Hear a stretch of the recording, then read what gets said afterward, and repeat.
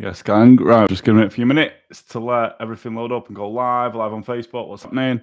We're live on YouTube, I think. Yes, I'm live on Instagram. Cool. Right, we're rolling. Let's go. Cool. Watching this on a replay, please give me a hashtag replay just so I know how many people do tune in on the replay. I hope everyone's good and having a fucking great day. Not too bad weather in the UK. We had some scorching weather the other week, then we had a bit of rain, and now we've got a little bit of sun again, so it's all good. Guys, tuning in on the live stream, just drop me an emoji in the comments. Let me know that you can hear me and see me, please. Before we get into this episode, I feel like it's been 2 weeks, man, since I've done a live and a podcast.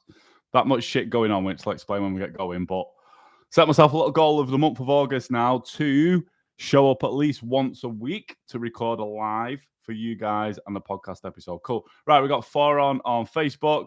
We got 5 on Instagram. Cool. No one on YouTube yet, but that's always a slow one.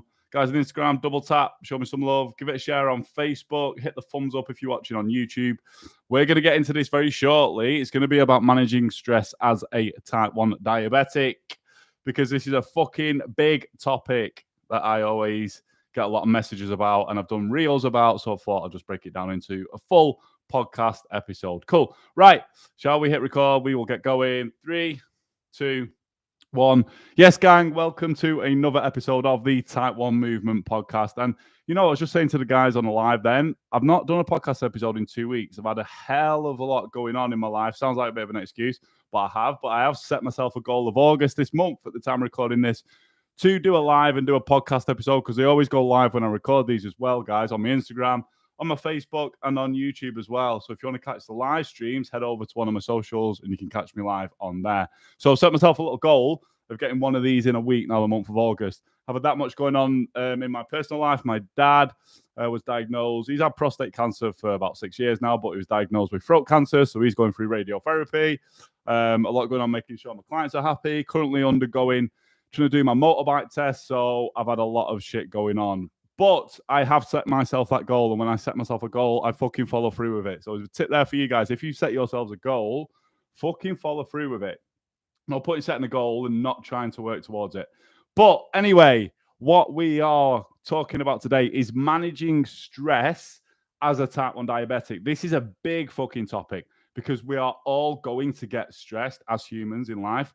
But as type 1, stress can be a little bit more overflowing, if you like, for us as type 1s. But before we get going, please leave me a rating and a review on whatever device or platform you're listening to it on, and give it a screenshot, share it on your Instagram stories, share it on Facebook, give it a thumbs up on YouTube, and just tag me at type1_Tom so I can reach out and say thank you. Right.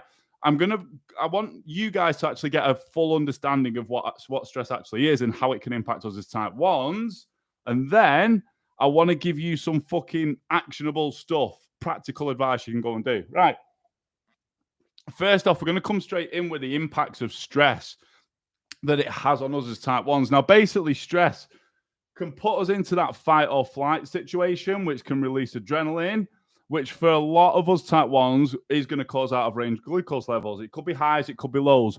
Predominantly, more type 1s I speak to go high when they're highly stressed. Their blood glucose levels go high.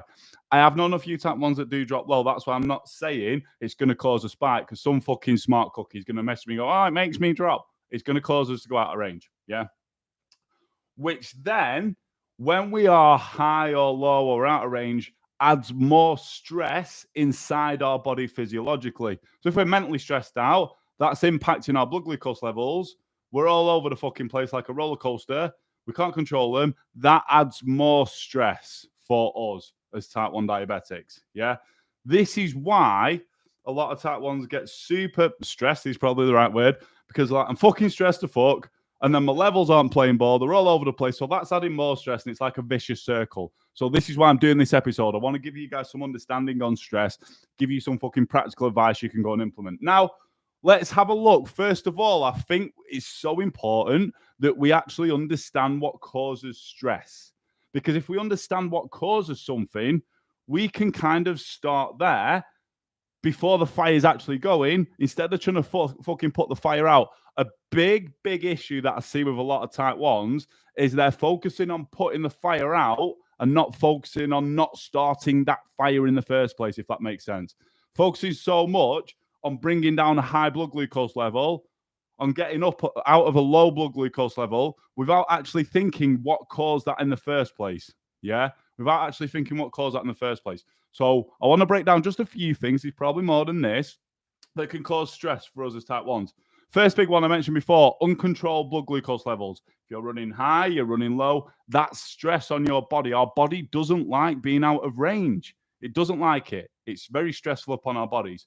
Another big one is poor nutrition. If you eat fucking shit, and by shit, I mean really highly processed food. I'm not saying stay away from these foods altogether. I'm saying if predominantly most of your nutrition is made up from fast food, quick, easy, highly processed foods, yeah, then that's going to be causing stress upon your body. I like to use the 80-20 rule. 80% should be decent food. I don't need to, I always say this, just don't eat it like a dick. I don't need to fucking break down what's good nutrition. You should be including some protein, some decent carbs if you like your carbs, some sort of fats, and some vegetables, some sauce to spice things up a little bit or make it edible. Yeah. That should make up 80% of your nutrition. 20% you can do what the fuck you like. If your nutrition is fucking shit and you know it's shit and you're highly stressed, start there. Another one, a big one, is lack of sleep. If you are sleep deprived, we need sleep as human beings. When we are running on lack of sleep, we're heightening that fight or flight, which means our levels are going to be much harder to control. We could be more insulin resistant, which means we might need more insulin. And we're running on lack of sleep. We're running on fucking caffeine's another big one. Yeah, because we're on lack of sleep. Sleep's so fucking important. Yeah, so lack of sleep is going to put your body in a stressed state. It's also going to impact your motivation to get off your ass and move. It's going to impact your ability to make good food choices. So sleep is crucial. Another one, which isn't actually spoken about a lot, is this. It's intense exercise. Exercise is fucking great. I'm a coach. I'm a big believer in exercise. I fucking love it.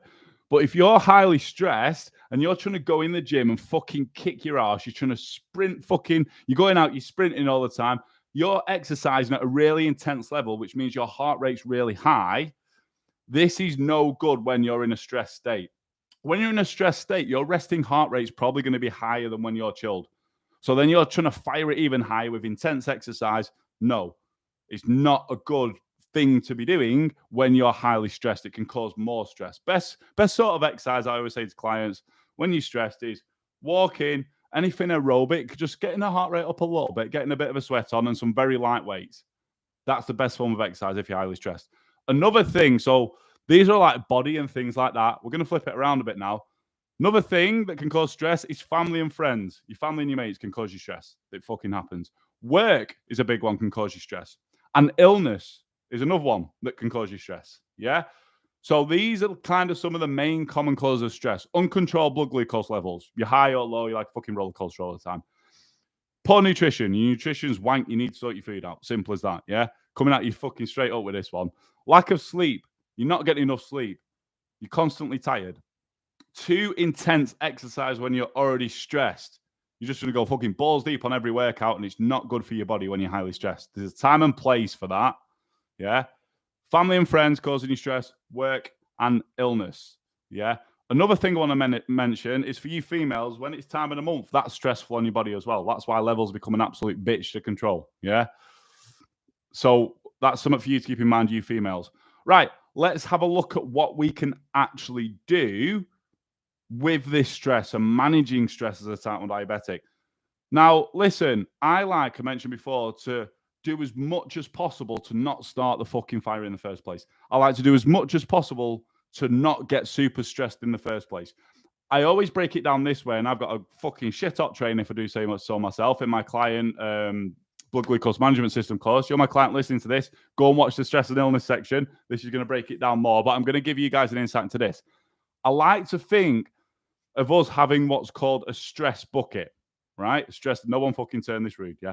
A stress bucket. And what happens is, if you imagine this bucket, Let's say we've got all these stressors coming in. We mentioned exercise, uncontrolled blood glucose levels, poor nutrition, lack of sleep. Guys, if this is making sense on the live, give me a thumbs up. Leave me a blue emoji.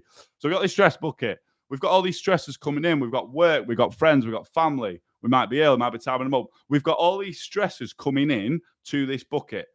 What then happens is over time, it will build up and it will start to overflow.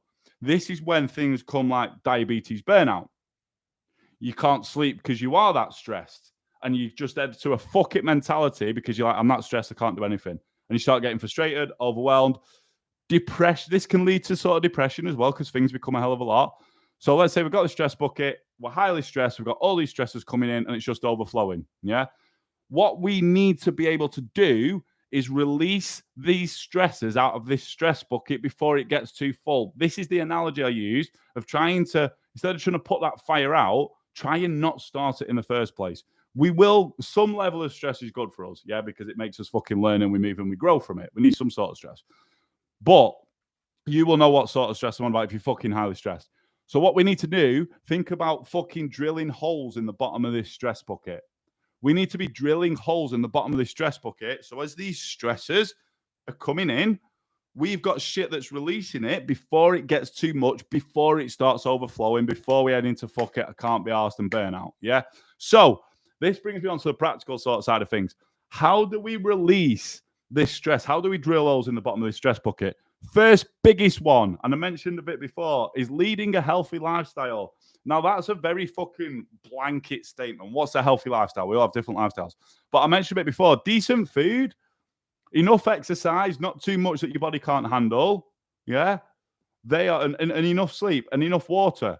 That's the basic foundations of leading a healthy lifestyle. You do that, that's really going to help you manage that stress. It's really going to help put holes in the bottom of that stress bucket to start to release some of that stress so you're not heading fucking overflowing and in a burnout.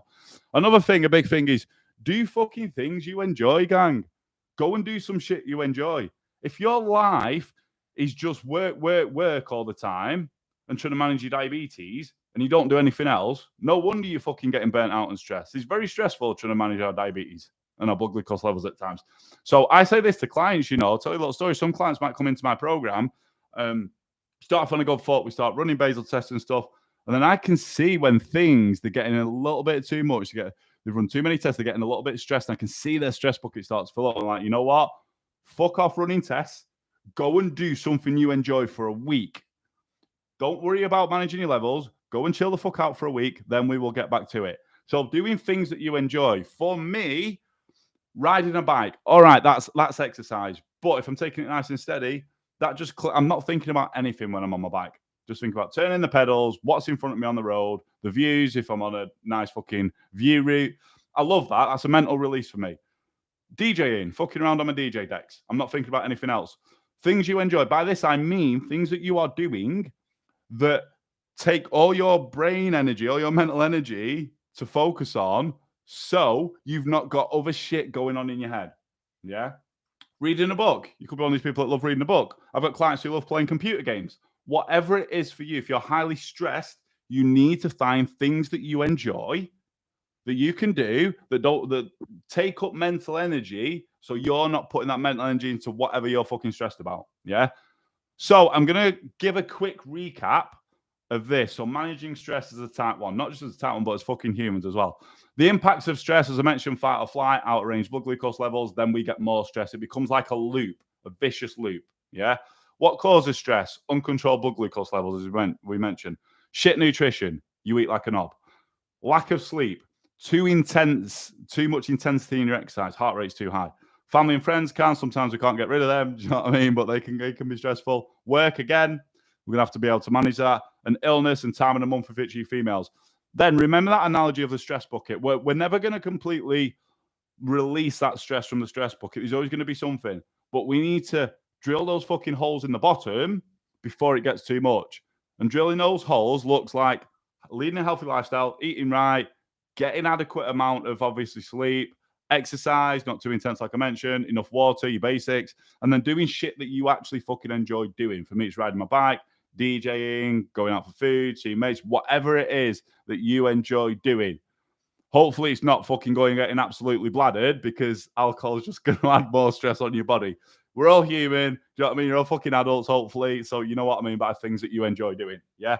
Team, that is it. If you got value from this episode, please leave me a rating and a review on the podcast app. As like I say, I don't run no paid ads or anything like that for this podcast or these lives. Just all off word of mouth and the rating and the reviews that you guys give me. So I really do appreciate them. And I also love reading through them as well. Team, that's it. Until the next episode, remember that stress bucket analogy. Remember to drill holes in the bottom and don't let it overflow. Have a fucking great day. Peace. Right, team, I'm going to stay on for a couple of minutes. If anyone has any questions, let me know. Right, and then I'll have a quick look through. Duncan on Facebook, you always work and achieve your goals. Thank you, buddy, and so do you. Duncan, lack of sleep due to lows pulls blood glucose up and down and can increase the stress in range for driving. Exactly. Let me have a look. I think we've got some more comments there. I'm going to go through you guys on Facebook. A few emojis. Too hot that it's affecting my sugars. Yeah, heat can affect our blood glucose levels. You need to find out whether it causes you to rise or drop low. Make the adjustments, probably starting at your basal rate, which is what I do for that. Another one with stress. My sugar is going up and down. Exactly so. Hopefully this episode, this live would have really helped you then. Mental stubborn highs that refuse to respond to corrections, temp basal. There's loads of stuff that we can do when we're high. Good one is making sure, test for ketones. That's the fucking first one. Make sure you get enough water. If you give a correction and it doesn't seem like it's working, I always say to clients, wait 3 hours. Wait, don't fucking rage bolus. And also moving steady aerobic stuff like walking is really, really great for helping our insulin work faster. Makes all sense. Good. You got 3 emojis. Mine feels full, 99%. Pancreatitis. Just looking through that. Apologies to hear that. Like, I'm going to be straight up with you guys. Like, some shit that happens to us, we can't control, but we can control how we feel about it, and we can control the level of stress that we allow that to bring to our lives. And I'm big on this with clients. With what you're saying, is it, Gemma Dunn? Like, if you feel this is becoming a lot to you, I would go and speak to someone. I say that to a lot of people. If they've got a lot going on, go and fucking speak to someone. Go and speak to a professional about it, because it really does help, and there's no shame in that. Just stress affects my sugars when I'm working. A lot of clients have been through this and stuff as well. So I always advise, when you're not working, go and fucking chill the fuck out. Use the tips I give in this live to do shit you enjoy to bring your stress levels down. Release that stress bucket times that you're not working. Great info. Slept all day yesterday from this heat we have here. Cool. Right, team. That is it. Hopefully you guys got some value from this live. Thanks for watching. Thanks for asking your questions. Appreciate you all. Have a fucking great day. Until the next live. Peace.